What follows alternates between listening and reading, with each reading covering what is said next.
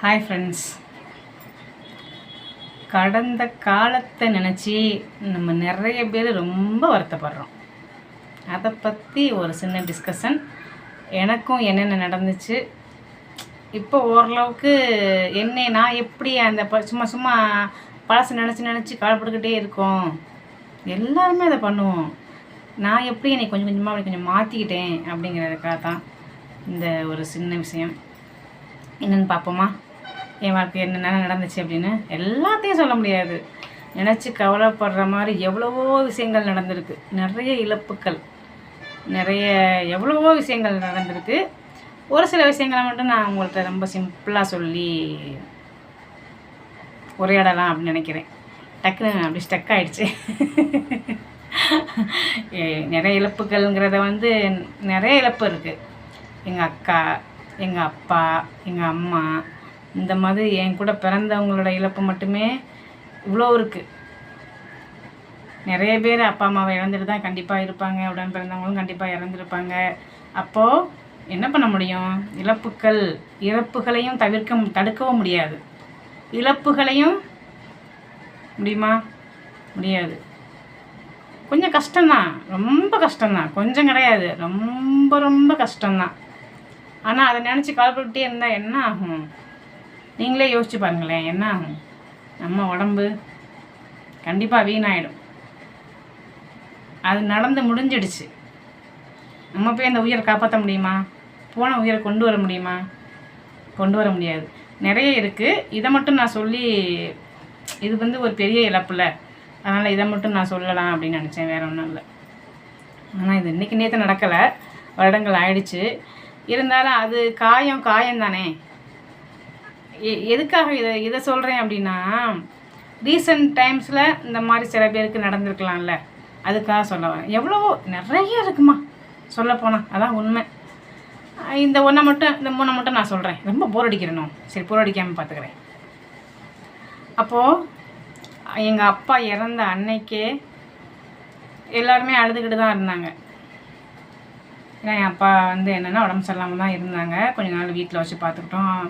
அப்புறம் ஹாஸ்பிட்டலையும் கொண்டு போய் வச்சு பார்த்துட்டு அப்புறம் வீட்டில் இறந்துட்டாங்கன்னு வைங்களேன். வீட்லேயுமே இருந்துட்டு பெட்லேயே ரொம்ப பேச முடியாமல் அப்படிலாம் இருந்து தான் இறந்தாங்க.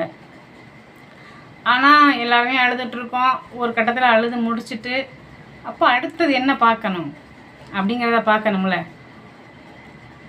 எல்லாம் ஒரு சில பேர் நினச்சிருப்பாங்க, என்ன இது அது பாட்டுக்கு தெரியுது, கஷ்டமாக தாங்க இருக்கும், இறந்தது எங்கள் அப்பா இல்லை, அதுக்காக அழுகிற மாதிரி நடிச்சுக்கிட்டே இருக்கிறது எனக்கு தெரியாது. அதனால் அன்னைக்கு என்ன அடுத்து என்னால் முடிஞ்ச வரைக்கும் என்னென்ன பண்ணணுமோ அதெல்லாம் பண்ணேன் அப்படின்னு வைங்களேன். எதுக்காக அதை சொல்கிறேன் அப்படின்னா, நேற்று நடந்ததை நினச்சி கவலைப்படக்கூடாது அப்படிங்கிறதான என்னைய டாப்பிக்கு. அதுக்காக சொல்கிறேன். அன்னைக்கே நம்ம என்ன பண்ணணும் அப்படிங்கிறத நம்ம அடுத்த ஸ்டெப்புக்கு பார்க்கணும்ல. பார்க்க முடியாது நிறைய பேருக்கு. ஆனால் வேறு வழி இல்லை, நம்ம அடுத்துலேருந்து வெளியில் வரணும் அப்படிங்கிறதுக்காக நான் சொல்கிறேன். ஓகேவா? அதனால் நம்ம வாழ்க்கையில் நடக்கிறத, நல்லது கெட்ட விஷயங்கள் தான் நம்மளால் மறக்கவும் முடியாது. நம்மளுக்கு ஒரு விஷயம் நடக்குது அப்படின்னா அதை விட ஏதோ ஒரு நல்ல விஷயம் நமக்கு நடக்க போகுது அப்படின்னு நினச்சி நம்ம சந்தோஷப்பட்டுக்குவோம். நம்ம நடந்ததையே நினச்சி கவலைப்பட்டுக்கிட்டு நம்ம உடம்பை நம்மளை வருத்திக்கிட்டு கஷ்டப்படுத்திக்கிட்டு இருக்கிறவங்களையும் கஷ்டப்படுத்த வேண்டாம் அப்படிங்கிறது கொஞ்சம் கஷ்டம். ஏன் அப்படி சொல்கிறேன் அப்படின்னா, இப்போ அப்பா நடந்தது, நான் அப்பா இறந்தாங்க அப்படின்னு சொல்லிட்டேன், அது ஓகே. ஆனால் என்னென்னா ரீசன்ட் டைமில் கூட ஒரு சண்டை கூட வந்திருக்கும். எந்த வீட்டிலங்க டெய்லி ஹாப்பியாகவே இருக்கம்மா? நீங்கள் எப்படி இருக்கீங்களா? நீங்கள் எப்படி இருக்கீங்களா? கமெண்ட்டில் சொல்லுங்கள். அது எப்படின்னு சொல்லுங்கள், நாங்களும் ஃபாலோ பண்ணுறோம். டெய்லி சந்தோஷமாக இருந்துக்கிட்டே இருந்தோம்னா அதுவும் போர் அடிக்கும். சிரிப்பு தான் வருது எனக்கு. டெய்லி சந்தோஷமான லைஃபு யாருக்குமே டெய்லி ஹாப்பியாகவும் இருக்காது. டெய்லி பிரச்சனையான லைஃப்பும் டெய்லியும் இருக்காது. எல்லாமே கலந்தது தானே வாழ்க்கை. அப்போ ஹாப்பியாக இருக்கோம்ல, அதை எடுத்துக்குவோம். சண்டை வருமா, அதில் இருந்து அதை நினச்சிக்கிட்டே கவலைப்படாதீங்க. பசங்க ஏதாவது பிரச்சனை பண்ணுவாங்க, அதுவும் நடக்கும், எல்லாமே இருக்கும். சில பசங்க ஹாப்பியாக வச்சுக்குவாங்க, சில பசங்க ஏதாச்சும் பிரச்சனை கொடுப்பாங்க. அந்த பிரச்சனையில் எப்படி அந்த பசங்களை கொண்டு வர்றது, வெளியில் கொண்டு வர்றது, இந்த மாதிரி தான் பார்க்கணுமே தவிர தேவையில்லாமல் அதை நினச்சிக்கிட்டு கவலைப்பட்டுக்கிட்டு உங்களை நீங்கள் நம்ம அப்படி சொல்லுவோம், என்னையும் சேர்த்து சொல்கிறேன், நம்ம வருத்திக்கக்கூடாது. முடிஞ்ச வரைக்கும் வருத்திக்காதீங்க.